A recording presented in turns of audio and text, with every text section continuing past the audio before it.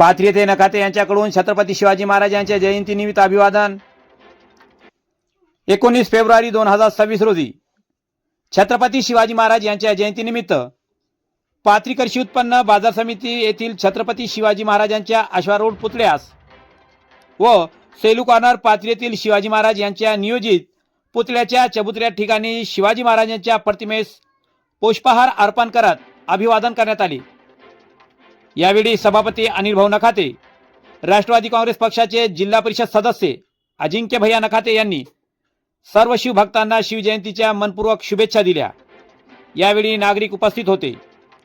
आपण पाहत आहोत YouTube channel SKF news. Salman Sayyed सोबत पाथरी।